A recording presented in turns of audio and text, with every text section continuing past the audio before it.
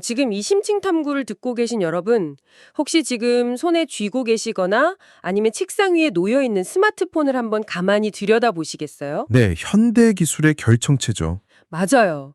그런데 만약에 그 매끄럽고 반짝이는 기계가 여러분 손에 뒤로 오기까지 치러진 진짜 비용이 우리가 아는 수십만 원의 돈이 아니라 인류 역사상 가장 잔혹했던 순간들과 똑같은 구조의 어떤 탈인간화 시스템이라면 어떨까요? 와, 시작부터 아주 서늘하고 날카로운 질문을 던지시네요. 네, 좀 무겁죠. 하지만 오늘 우리가 다룰 자료의 겹겹을 끝까지 파고들고 나면 방금 던지신 그 질문이 결코 과장이나 비약이 아니라는 걸 확실히 깨닫게 되실 겁니다. 네. 그래서 오늘 이 심층 논의에서는 여러분의 기준 세계관을 완전히 뒤흔들 만한 아주 묵직한 자료를 하나 준비했습니다. 바로 윗점프 투자전략연구소에서 발행한 심층 보고서인데요. 제목이 무려 카르마, 전쟁, 그리고 인류의 임계점입니다. 제목부터가 막 심상치 않잖아요? 네, 아마 출처를 들으시고 조금 의아해 하시는 분들도 계실 거예요. 아니, 윗점프 투자전략 연구소라니. 거기서 수익률 곡선이나 시장 전망이 아니라 인류애와 전쟁, 그리고 카르마를 논한다는 것 자체가 굉장히 뭐랄까 이례적인 접근이거든요. 그렇죠. 뜬금없다고 느끼실 수 있어요. 그래서 본격적인 논의에 들어가기 전에 오늘 우리가 이 자료를 대하는 규칙이자 핵심 미션을 아주 명확하게 설정하고 가려고 합니다. 아주 중요한 부분이죠. 네, 원문 제공처가 분명 투자연구소이긴 합니다.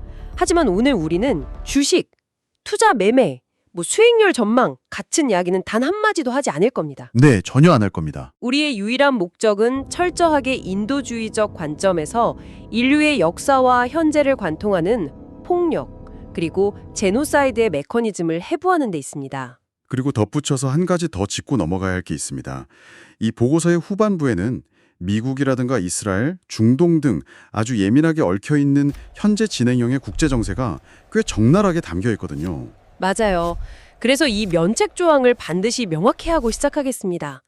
저희는 이 자료에 담긴 좌파나 우파 혹은 특정 정치 세력이나 국가의 입장을 절대 옹호하거나 지지하지 않습니다. 네, 절대 지지하지 않습니다. 오직 제공된 원문 자료에 담긴 사실과 아이디어의 흐름을 있는 그대로 어떤 편견도 없이 청취자 여러분께 전달해드리는 것이 오늘의 목적입니다. 그러니까 비유하자면 현실이라는 아주 복잡한 인체를 엑스레이로 찍어서 특정 뼈가 왜 부러졌는지 그 구조적인 원인만을 투명하게 들여다보는 그런 작업이라고 생각하시면 될 것 같습니다. 아, 엑스레이 비유 좋네요. 자, 그럼 이 내용을 하나씩 풀어보죠. 그런데 제목에 등장하는 이 카르마라는 단어부터 좀 정의를 내려야 할 것 같아요. 보통 우리가 카르마라고 하면 뭐랄까 약간 종교적인 업보, 전생의 죄, 이런 신비주의적인 느낌으로 많이 쓰잖아요. 그렇죠. 일상적으로는 그렇게 많이 쓰이죠. 네, 그런데 이 보고서가 말하는 지정학적 카르마는 정확히 어떤 의미를 담고 있는 건가요? 원문에서 정의하는 카르마는 방금 말씀하신 마법이나 전생의 업보 같은 게 전혀 아닙니다. 아주 현실적이고 물리적인 구조적 폭력에 누적된 인과율을 뜻합니다. 누적된 인과율이요? 좀 더 쉽게 설명해 주신다면요? 그러니까 예를 들어서 한 50년 전에 어떤 집단의 경제적 이익을 위해서 만들어진 행정 정책이나 억압이 있다고 쳐보죠. 그게 긴 시간을 거치면서 안에서 고막하다가 오늘날 갑자기 누군가의 피를 부르는 전쟁으로 되돌아오는 아주 필연적인 인과관계가 생기거든요. 바로 그 역사적인 연쇄작용 자체를 카르마라고 부르는 겁니다. 아, 그러니까 과거에 던진 돌이 시간을 돌고 돌아서 거대한 폭풍으로 우리한테 다시 돌아오는 물리적 법칙 같은 거군요. 정확합니다. 그런데 원문을 보면 이 끔찍한 인과율의 첫 단추가 무슨 어느 날 갑자기 나타난 미치광이의 우발적 범죄에서 시작되는 게 아니라고 하더라고요. 모든 폭력은 항상 아주 그럴싸한 명분이라는 포장지에서 시작된다고요. 자위권, 정의 이런 거요. 네, 거대한 폭력을 시스템으로 만들려면 반드시 대중을 납득시킬 수 있는 아주 거창한 서사가 필요하니까요. 역사적으로 이 명분의 메커니즘을 가장 극명하게 보여주는 사례가 바로 1095년에 시작된 십자군 전쟁입니다. 아, 십자군 전쟁. 교황 우르바노 2세가 외쳤던 그 전쟁이요? 네, 맞습니다. 교황이 하나님이 원하신다면서 성지 예루살렘 탈환을 외쳤죠. 표면적으로만 보면 이건 완벽한 종교적 열망이었습니다. 신성한 의무였죠. 네, 저도 어릴 때 세계사 시간에 그렇게 배웠거든요. 종교적인 이유로 일어난 전쟁이라고요. 하지만 그 이면의 경제적인 구조를 뜯어보면 전혀 다른 그림이 나타납니다. 혹시 당시 13세기 잉글랜드의 인구 증가율이 어느 정도였는지 아시나요? 글쎄요, 중세 시대니까 뭐 별로 안 높지 않았을까요? 위생 상태도 안 좋았을 텐데. 당시 인구 증가율이 0.75% 정도였습니다. 0.75%면 진짜 미미한 수치 아닌가요? 현대 기준으로 보면요. 그렇죠. 현대의 감각으로는 아주 작아 보이죠. 하지만 농업이 경제의 전부였던 중세 사회에서는 이 한정된 농지가 늘어나는 입을 감당할 수 없는 엄청나게 폭발적인 수준이었습니다. 아, 먹여 살릴 땅은 그대로인데 사람만 계속 늘어난 거군요. 네, 게다가 여기서 핵심적인 메커니즘이 하나 더 작동합니다. 당시 유럽은 장남이 모든 토지를 독식하는 장자상속제 사회였잖아요. 아하, 그럼 땅을 물려받지 못한 둘째, 셋째 아들들은 어떻게 되나요? 바로 그겁니다. 살 길이 막막해진 차남, 삼남들이 사회에 고스란히 쌓이게 된 겁니다. 와, 그러니까 먹고 살 길이 없는 젊은 피들이 사회 안에 가득 차서 언제 터질지 모르는 시한폭탄이 됐네요. 비유하자면 사회 내부에 불만이라는 아주 거대한 압력밥솥이 끌어올라서 폭발하기 직전이었군요. 완벽한 비유입니다. 그리고 유럽의 군주들과 교황은 그 압력밥솥의 밸브를 외부로 슬쩍 열어버린 겁니다.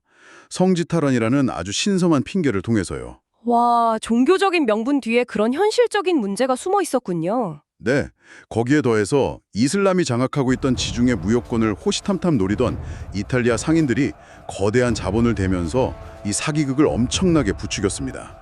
결국 이 거룩한 종교전쟁은 자원 부족 그리고 내부의 경제적 카르마를 외부의 피로 배출하기 위한 거대한 탈출구에 불과했던 거죠. 그래서 그 결과가 1099년 예루살렘 점령 당시에 벌어진 그 끔찍한 대량 학살이었던 거고요. 신성한 종교전쟁의 본질이 결국 치열한 밥그릇 싸움이었다니 참 놀랍습니다. 네, 사실 아주 씁쓸한 진실이죠. 그런데 이 압력밥솥에 밸브를 핑계를 대고 외부로 열어버린다는 이 논리를 듣다 보니까 지금 우리가 매일 뉴스에서 접하는 현대 중동 분쟁과 너무 소름 돋게 겹쳐 보이지 않나요? 마치 압력밥솥이 터지기 직전인데 종교나 안보라는 핑계로 김을 빼는 것 같달까요? 맞습니다.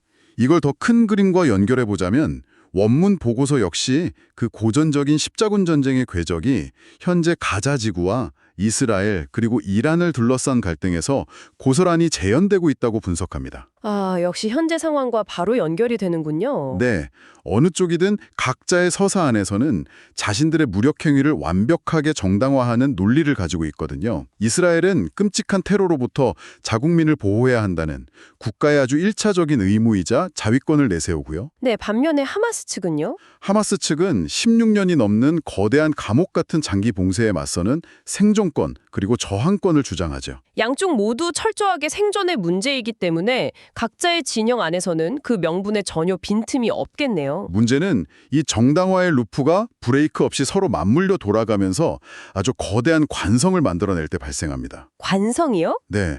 원문 데이터에 따르면 2025년 9월 기준으로 가자 지구의 사망자가 무려 6만 6천 명을 넘어섰습니다. 6만 6천 명이요. 세상에. 네. 하지만 양측의 그 굳건한 명분 안에서는 이 엄청나게 비극적인 숫자의 죽음조차 어쩔 수 없는 부수적 피해 아니면 결속을 위한 신성한 희생으로 그냥 흡수되어 버립니다. 너무 안타깝네요. 공포가 내부 결집을 낳고 그 결집이 상대에 대한 더 강경한 공격을 강요하는 무한 루프네요. 시스템 자체가 살아서 움직이는 거대한 괴물이 되어버린 셈입니다. 그렇죠. 개인이 통제할 수 없는 수준의 관성이 된 겁니다. 6만 6천 명. 사실 그 숫자를 입 밖으로 꺼내는 것만으로도 저는 좀 숨이 턱 막히거든요.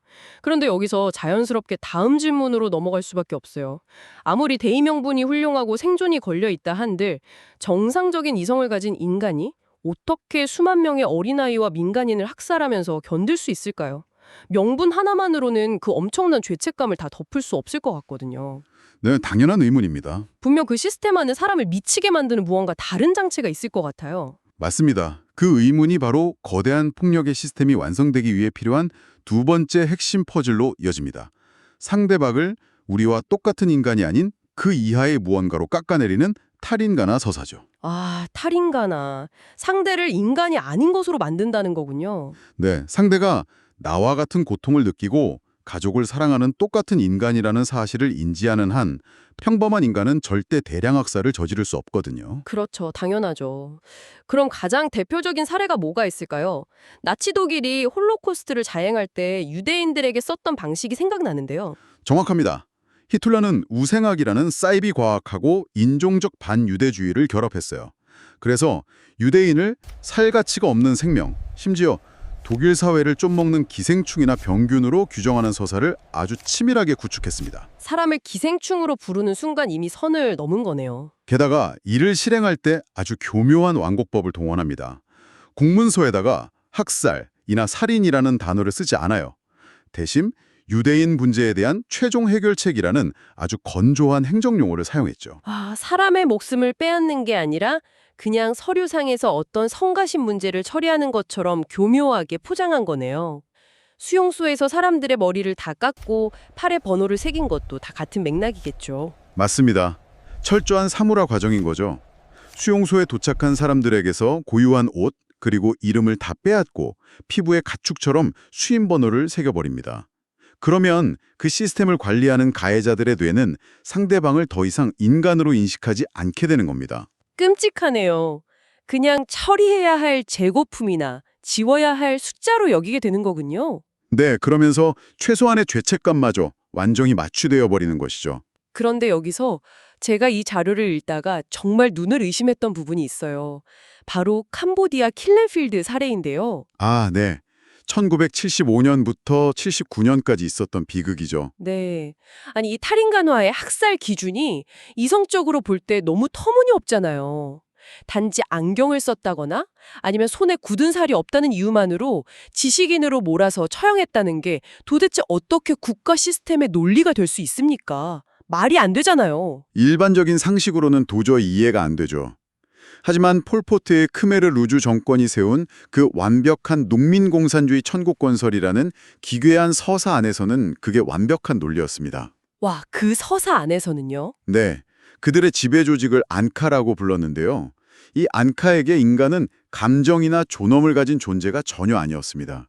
오직 혁명을 완수하기 위한 도구이자 부속품에 불과했으니까요. 부속품이요? 네, 그러니까 안경을 쓴 사람, 외국어를 할 줄 아는 사람은 그 완벽한 농민사회라는 기계장치의 오류를 일으키는 불순물일 뿐이었습니다. 그래서 제거해야 했던 거죠. 방금 기계장치의 오류? 불순물이라고 하셨는데 이거 듣다 보니까 비유가 확 와닿네요. 마치 컴퓨터 시스템에서 에러가 난 버그 파일을 그냥 휴지통에 드래그해서 지워버리는 것과 똑같은 심리 상태인 거잖아요. 아주 정확한 비유입니다. 컴퓨터에서 버그 난 파일 삭제한다고 양심의 가책을 느끼는 사람은 아무도 없으니까요. 인간을 시스템의 버그처럼 삭제해버리는 논리네요. 네, 그 시스템 디버깅의 논리가 인간의 이성을 얼마나 마비시키는지 보여주는 아주 상징적인 인물이 하나 있습니다. 바로 투어슬랭 교도소장이었던 칸케 기요라는 사람인데요. 네, 어떤 인물이죠? 그는 무려 1만 6천 명의 지식인과 아이들을 끔찍하게 고문하고 처형했습니다.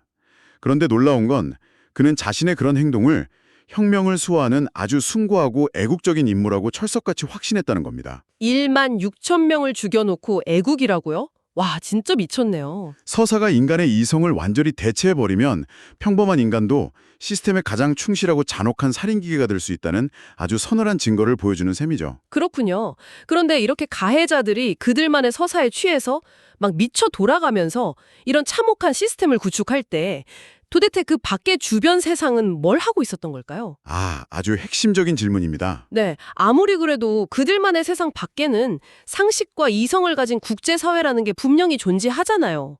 왜 세상은 이 끔찍한 일들을 멈추지 않았을까요? 이 질문이 우리가 살펴볼 세 번째 핵심 주제, 바로 임계점의 묵시적 승인, 즉 반관과 국제기구의 무력화 문제로 자연스럽게 넘어가게 만드네요. 맞습니다. 아무리 가해자가 폭주한다고 해도 외부의 강력한 통제가 작동하면 폭력은 한계에 부딪히기 마련입니다. 하지만 이 구조적 폭력이 걷잡을 수 없이 폭발하는 결정적인 순간은 바로 주변 세계가 무관심으로 일관하며 침묵을 선택할 때입니다. 침묵이 폭력을 완성시키는군요. 네, 1994년에 벌어진 루안다 내전이 이 인류의 파산을 보여주는 가장 뼈아픈 역사적 증명이죠. 단 100일 만에 80만에서 100만 명에 달하는 투치족이 학살당했습니다. 100일 만에 100만 명이요? 정말 상상도 안 되는 속도네요. 그런데 더 놀라운 건 이 비극의 진짜 씨앗은 내전이 일어나기 무려 60년 전인 1935년에 당시 벨기에 식민정부가 뿌렸다는 사실입니다. 아, 저 알아요. 소수였던 벨기에가 다수의 현지인을 좀 더 쉽게 지배하려고 고안해냈다는 그 민족 식별 카드 말씀이시죠? 네, 맞습니다. 원래 루안다의 후투족과 투치족은 부를 축적하거나 결혼을 통해서 아주 유동적으로 신분이 뒤섞일 수 있는 느슨한 계층 구조였습니다.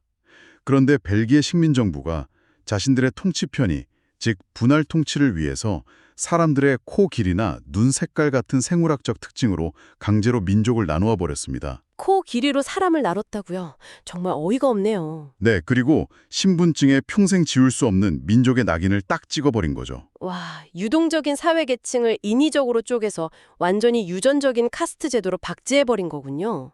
식민 통치를 편하게 하려고 만든 그 서류 쪼가리가 수십 년 뒤에 후투족 민병대가 투치족을 집집마다 찾아가서 속간해 죽이는 아주 완벽한 살생부 데이터베이스로 쓰이게 된 거네요. 이게 바로 첫머리에 말씀하신 카르마의 실체군요. 네, 아주 치명적인 카르마죠.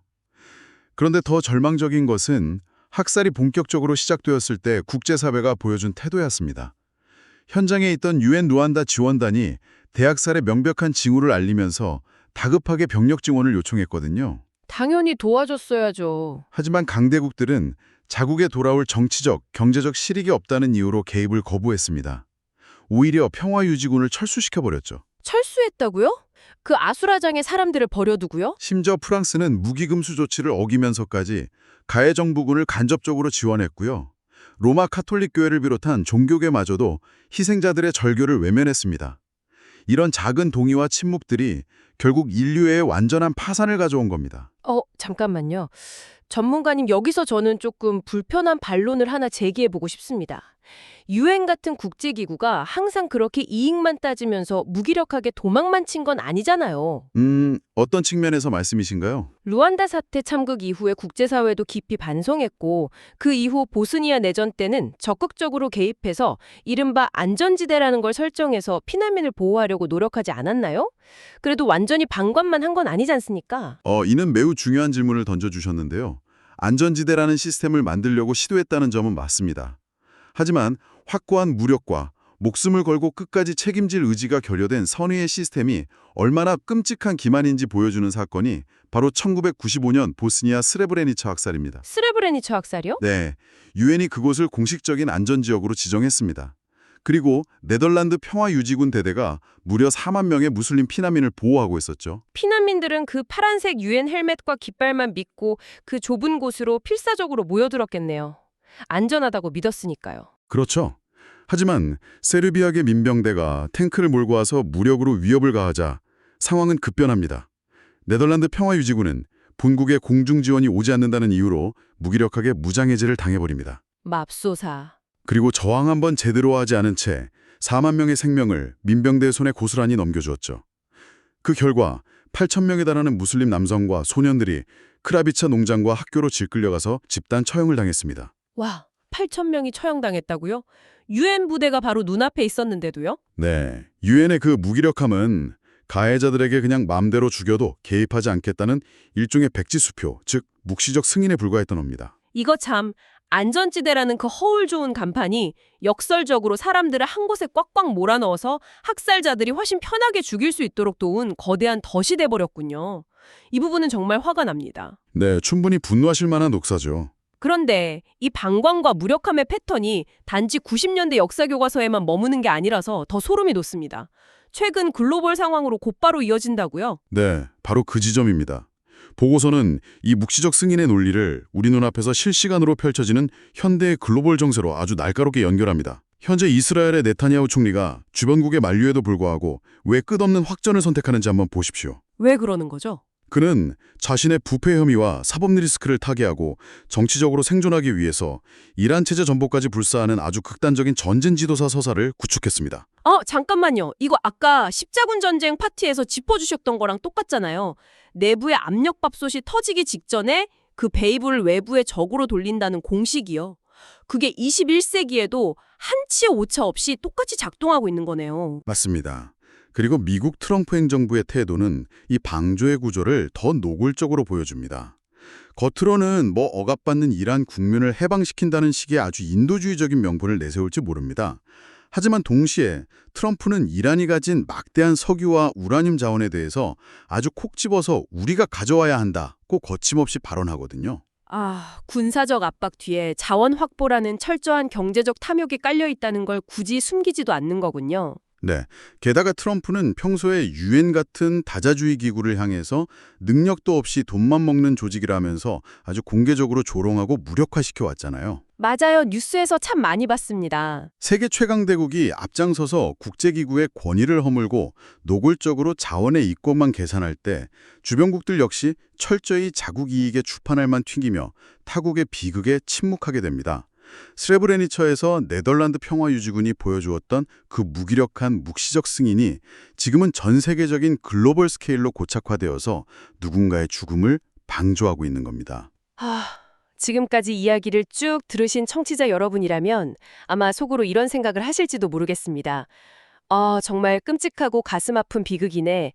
하지만 뭐 결국 다 역사책에 나오는 옛날 이야기이거나 아니면 나랑 수천 킬로미터나 떨어진 아프리카, 중동의 지정학적 문제일 뿐이잖아. 나랑 무슨 상관이지? 이렇게요. 네, 충분히 그렇게 느끼실 수 있죠. 그런데 만약에 지금까지 우리가 파헤친 이 잔혹한 피해 카르마가 당장 내 주머니 속에도 혹은 내 일상 속에서 아주 조용히 작동하고 있다면 여러분은 믿으시겠습니까? 네. 공간적 거리가 윤리적 책임의 면죄부가 될 수 없다는 점이 이 보고서가 던지는 가장 날카로운 통찰 중 하나입니다. 여기서 아주 흥미로운 곳, 아프리카 콩고민주공화국의 코발트 광산으로 시선을 한번 옮겨보겠습니다. 전 세계 코발트 공급량의 무려 70%가 바로 이곳에서 나옵니다.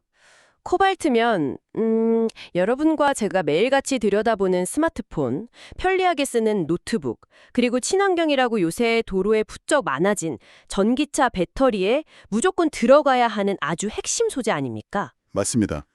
우리는 화석연료를 줄이고 친환경 에너지 전환을 이룩한다는 선진국들의 그 아름다운 서사에 박수를 보냅니다. 하지만 그 화려하고 매끄러운 혁신의 밑바닥을 들여다보면요. 매일 고작 1달러에서 2달러를 벌기 위해 안전장비 하나 없이 맨손으로 독성 흙을 파내는 4만 명의 콩고 아이들이 있습니다.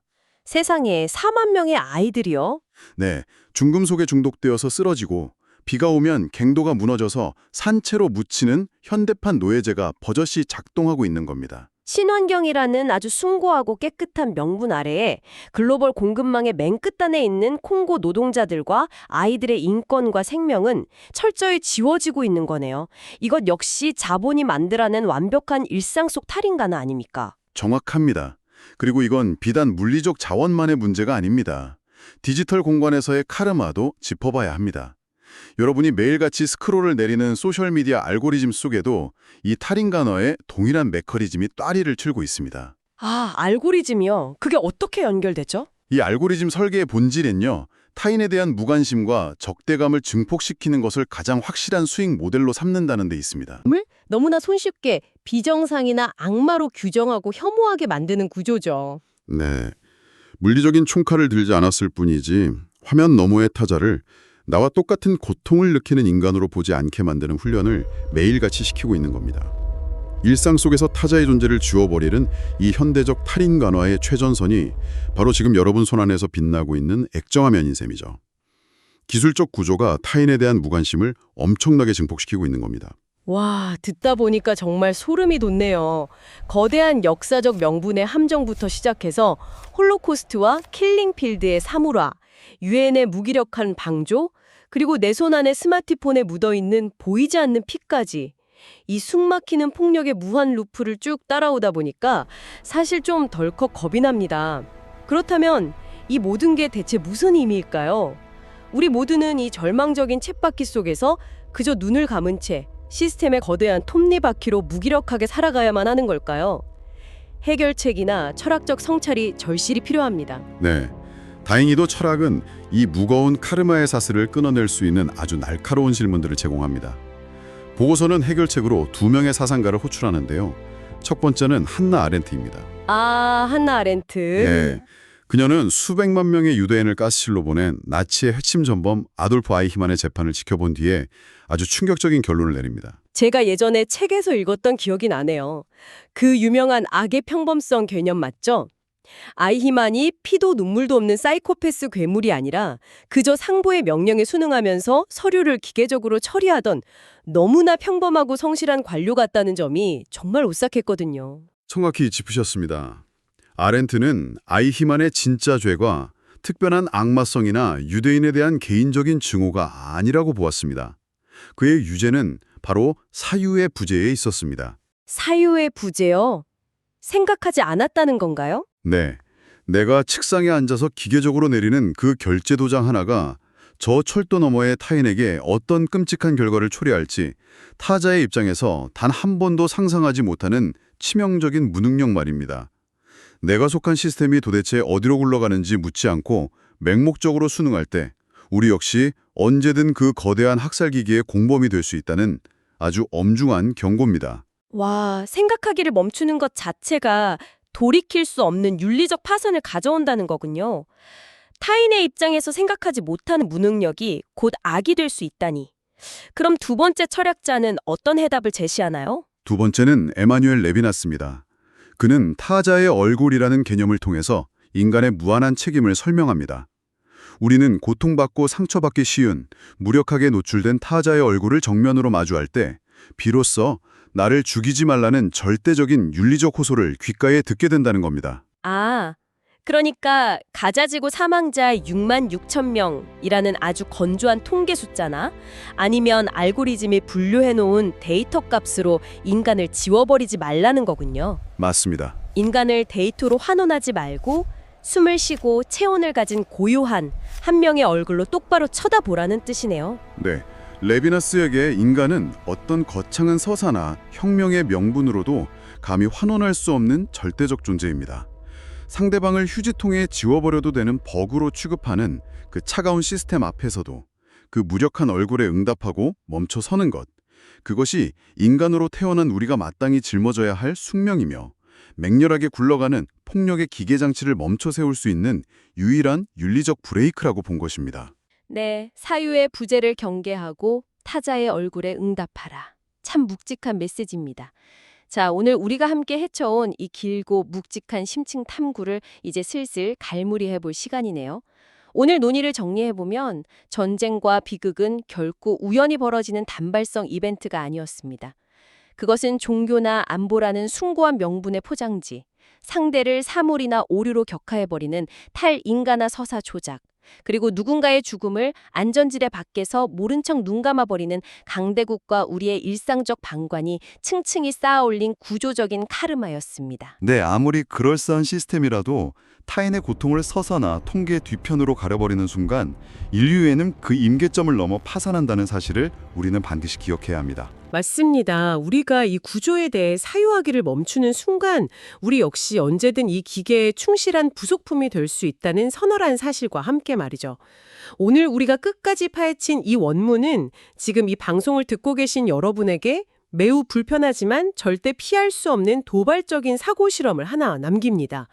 당신이 지금 아주 당연하게 누리고 있는 이 안락한 평화와 풍요, 매일 들여다보는 편리한 스마트폰과 미끄러지듯 달리는 친환경 자동차가 사실은 보이지 않는 저 멀리 누군가의 피와 땀을 갉아먹는 탈인간화 구조 위에 아슬아슬하게 세워져 있다면 어떨까요? 우리는 과연 진정한 평화 속에 살고 있는 것일까요? 아니면 그저 언제 터질지 모르는 거대한 폭력을 지구 반대편으로 외주화해놓은 채 일시 정지된 전쟁 속에서 달콤하게 안주하고 있는 것뿐일까요? 매일 아침 잠에서 깨어나 무심코 스마트폰 충전기 선을 뽑으실 때 눈에 보이지 않는 저 글로벌 공급망의 맨 끝자락에 서서 독성 흙을 파내고 있을 누군가의 얼굴을 한 번쯤 깊이 떠올려 보시는 건 어떨까요? 오늘 심층탐구는 여기서 마칩니다. 끝까지 함께 사유하며 들어주신 여러분께 깊이 감사드리며 다음번에도 생각의 지평을 넓혀줄 새롭고 날카로운 이야기로 찾아오겠습니다.